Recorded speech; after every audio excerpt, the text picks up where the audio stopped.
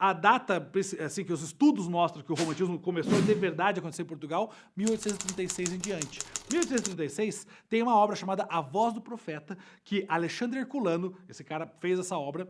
Essa obra saiu na revista O Panorama, em 1837, e a partir daí várias obras com as mesmas características dessas começaram a ser escritas em sequência. Então, ó, já falei do Almeida Garré, nome importante, e Alexandre Herculano, outro nome importante da poesia ou da escrita, das escritas em Portugal, beleza? Do romantismo em Portugal, beleza? E aí, quando começa a acontecer isso, então eu tenho aí sim, se estabelece o romantismo em Portugal. Beleza? Então grava aí. A primeira obra que eu tenho, Almeida Garré, 1825. Mas depois, para fixar o romantismo de verdade em Portugal, 1836, com Alexandre Herculano. Muito bem? Beleza. O nosso grupo vai apresentar o tema romantismo em Portugal. Então, para contextualizar, o que é o romantismo em geral? O romantismo ele é marcado pelo sentimentalismo, a idealização do amor, mas não apenas no sentido paixão e sentido romântico. No sentido de amor à pátria, amor à nação, um sentimento patriota e a exaltação da natureza. Qual foi o marco para o surgimento do romantismo, em geral? Foi a Revolução Francesa, que daí a burguesia ela começou a ter grande poder político e a aristocracia entrou em decadência. Dessa forma, a estética romântica é também estética burguesa, porque reflete nos ideais e costumes dessa classe social. O lema da Revolução Francesa era liberdade, fraternidade e igualdade. Isso influenciou nos artistas românticos, principalmente no quesito liberdade. Então, eles enalteceram a liberdade do comportamento, a liberdade do pensamento e, inclusive, a liberdade de amar. Outros fatos que influenciaram no romantismo em si foram as invasões napoleônicas, que em países como a Alemanha, as invasões elas desencadearam um sentimento de nacionalidade, que foi uma das principais características para o surgimento do romantismo, e as revoluções de 1830 e 1848. Então, em Portugal, a primeira aparição do romantismo foi com a obra Camões, de Almeida Garré, em 1825. Essa obra ela abriu portas para a chegada oficial do romantismo no Brasil, que foi com a obra A Voz do Profeta, de Alexandre Herculano, em 1836.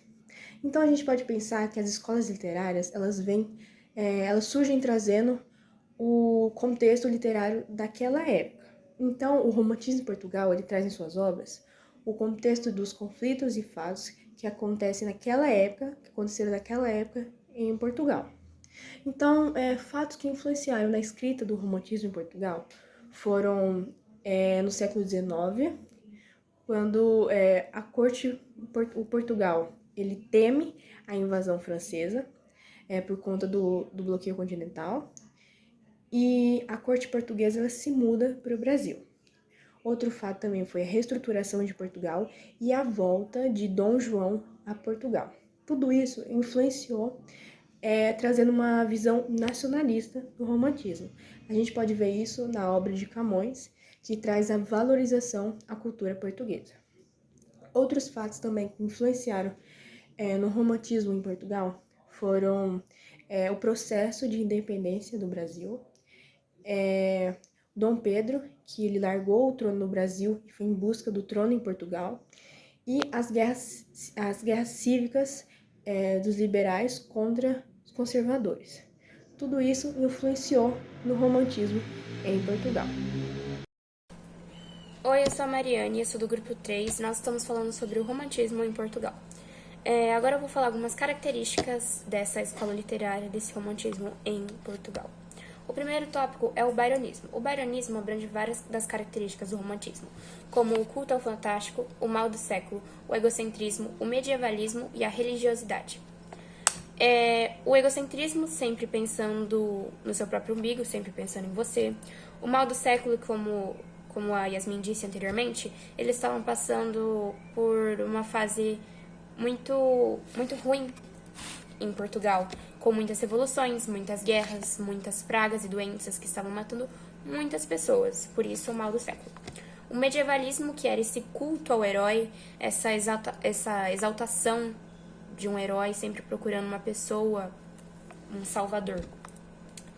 E a religiosidade porque eles acreditavam que se você se apegasse a Deus firmemente, você conseguiria sair dessa sociedade, você conseguiria sair desses tempos que essa sociedade estava tão quebrada.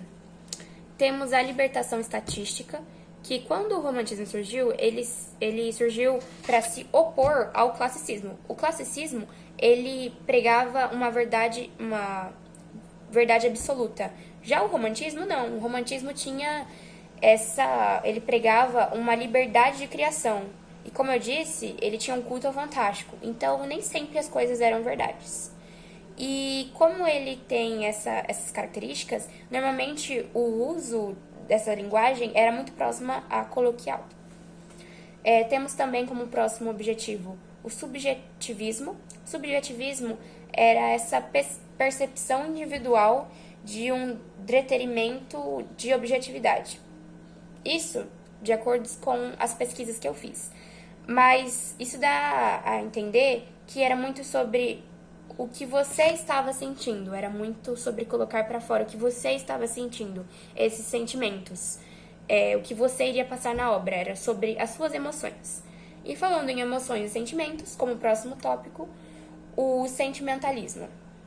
Era essa exaltação exorbitante que eles tinham por sentimentos, tanto quanto sentimentos ruins como sentimentos bons. Tinha muito amor, tinha paixão, mas também tinha muita tristeza, uma melancolia e uma saudade enorme. E vale ressaltar que no romantismo não há final feliz. Um casal sofre, sofre, sofre, quando é pra ficar junto, um morre, ou outro morre, ou eles se separam.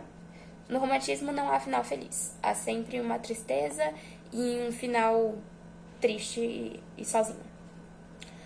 Bom, temos também a idealização, que eles adoravam idealizar e colocar as coisas no seu ponto de vista, como idealizar a mulher, colocar ela em cima de um pedestal e tudo que ela fazia era perfeito.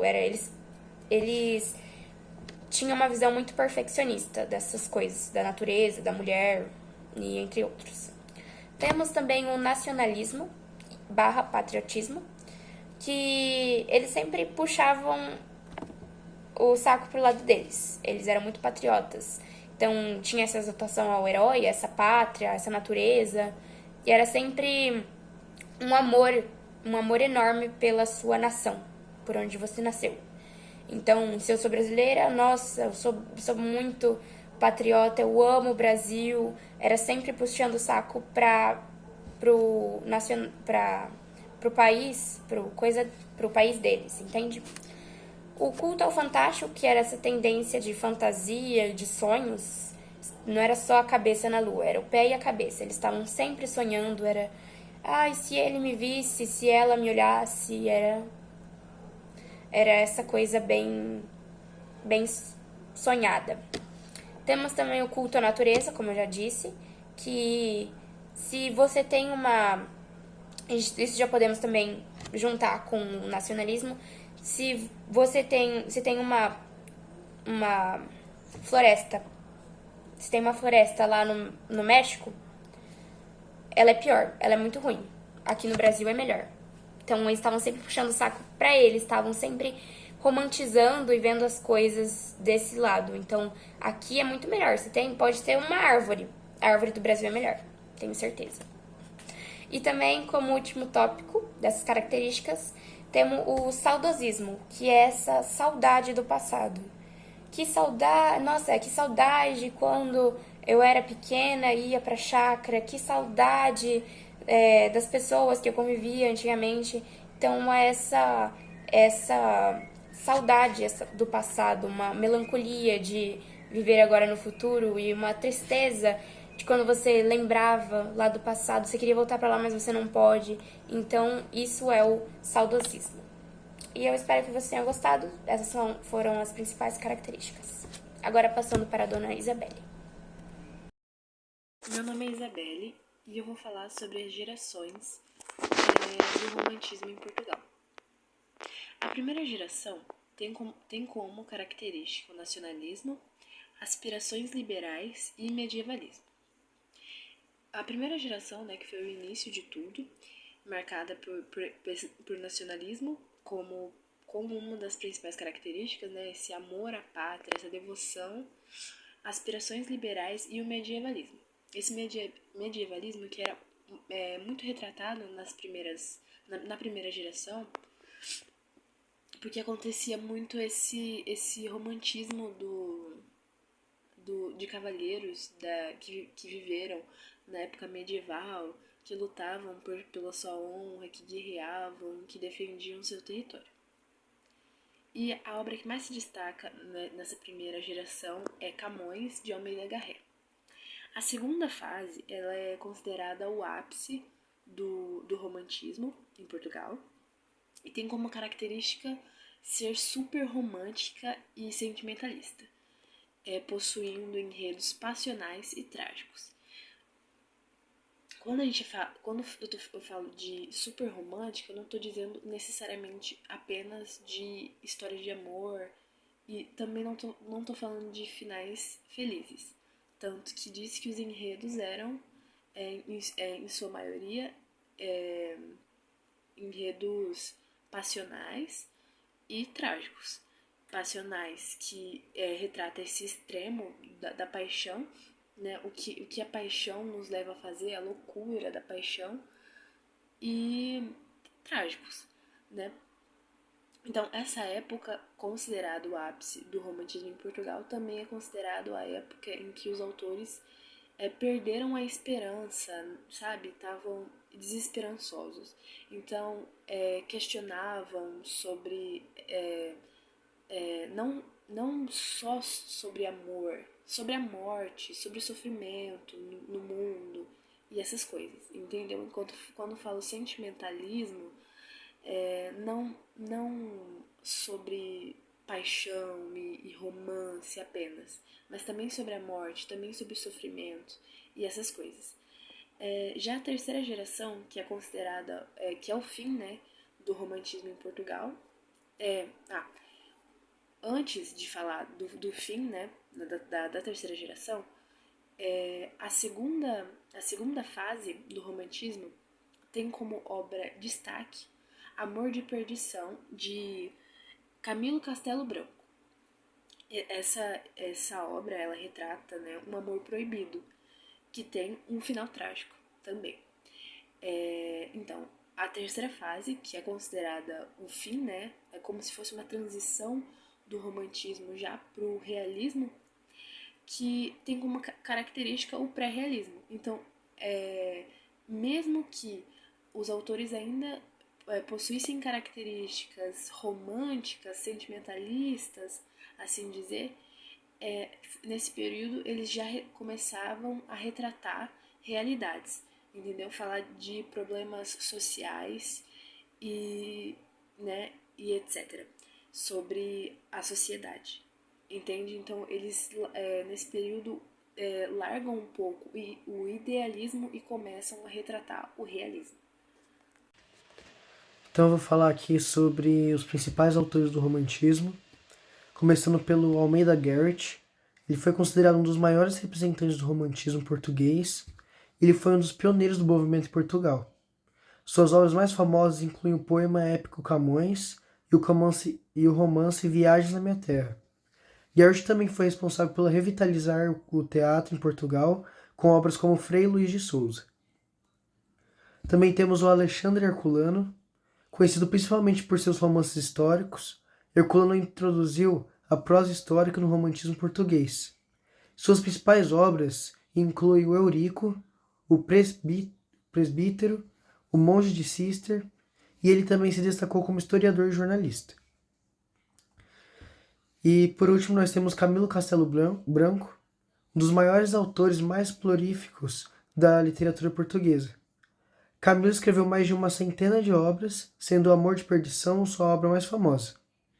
Ele também é conhecido por seus romances passionais e dramáticos, cheios de tragédia, amor e sofrimento. Então esses são os autores famosos do romantismo. Eu sou Peter Dias e vou falar um pouco sobre o romantismo por Júlio Diniz. Júlio Diniz, pseudônimo de Joaquim Guilherme, foi um grande escritor português. Ele foi neto de ingleses e foi moldado pela burguesia, pelos métodos, como posso dizer, pelos principais princípios da burguesia inglesa. Ele, aos 19 anos, publicou seu primeiro livro, que foi A Justiça de Sua Majestade, e logo em seguida ingressou na Faculdade de Medicina. Ao terminar seu curso, não pôde trabalhar muito tempo na área por causa da tuberculose que lhe atingia. Depois de um certo período, começou a dar aula, a trabalhar nesta escola onde ele fez medicina e escrevia textos, contos e histórias para os jornais da época, com vários pseudônimos. Júlio Diniz tem uma história muito triste com a tuberculose, pois sua avó morreu de tuberculose, sua mãe morreu de tuberculose e seus 8 irmãos morreram de tuberculose. E logo em seguida ele morreu de tuberculose. Agora eu vou falar um pouco sobre um dos principais textos de Júlio Diniz, As Pupilas do Senhor Reitor. Este texto foi publicado em 1867 e tem essa importância na carreira de Júlio Diniz, pois esse foi um dos textos que elevou grandemente a prosa portuguesa. O enredo campesiano gira em torno dos desencontros amorosos de Daniel, filho de um dos lavradores da região. Daniel, após terminar seus estudos na faculdade, voltou para o campo, em sua aldeia natal. Ao chegar na sua aldeia, ele se apaixona por Clara, que é esposa de seu irmão Pedro, e não percebe que, na verdade, Margarida, irmã de Clara, o ama. No final de toda essa história, eu não vou contar o que acontece, pois você deve ler o texto para saber o final. As características do romantismo de Júlio Diniz. Júlio Diniz é muito realista e direto em seus textos.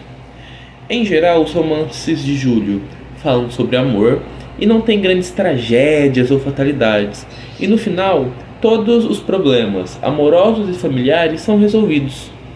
Isso é muito lindo, né? Uma das principais características dos textos de Júlio Diniz é a importância que ele tem na caracterização socioeconômica da época, daquele texto.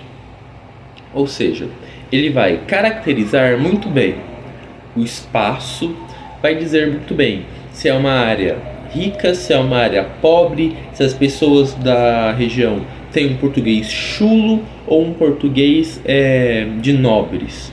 Então ele vai sempre fazer uma ótima caracterização deste contexto, da região, das pessoas, da cultura do lugar. Júlio Diniz usa uma linguagem muito simples em seus textos.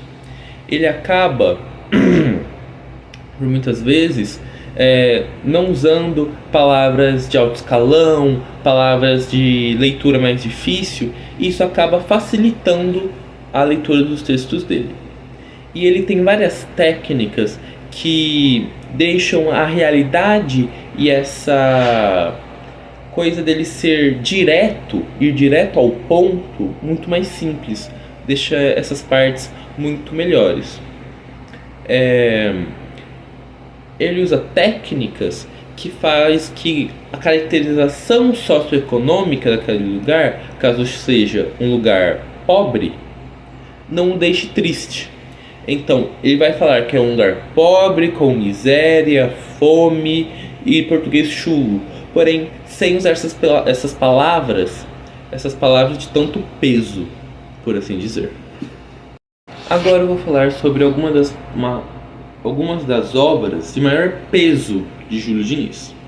Temos o livro A Morgadinha dos Canaviais, onde Henrique, cansado da vida na cidade, vem para o campo. E ao chegar lá, ele se apaixona por Madalena. Porém, Madalena não corresponde ao amor de Henrique. Deste modo, um professor da região afasta Madalena de Henrique, pois este professor é apaixonado por Madalena. O professor induz Henrique a se apaixonar por uma outra mulher. E assim, Henrique e esta outra mulher se casam e o professor e Madalena também se casam. Deste jeito, há um enredo de brigas e descobertas, onde, no final, o que será que irá acontecer com esses casais? Uma Família Inglesa é um outro texto de Júlio Diniz. Ele trata sobre Carlos,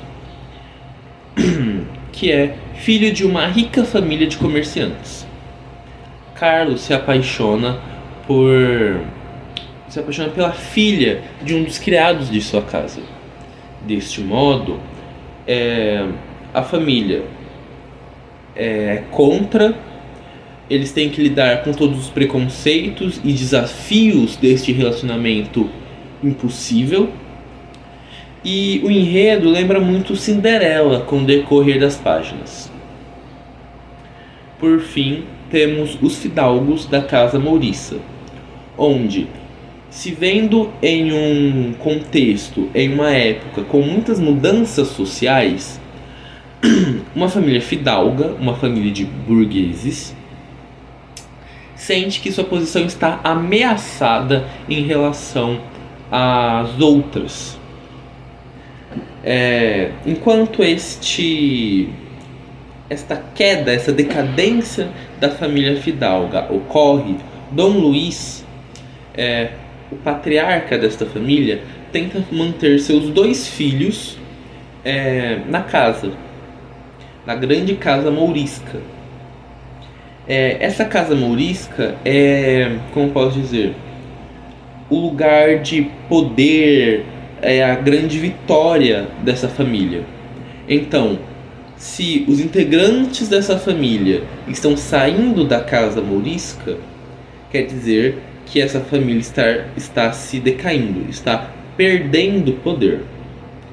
E tem todo um enredo de por que eles querem sair, porque os filhos querem sair da casa, e é isso. Muito obrigado.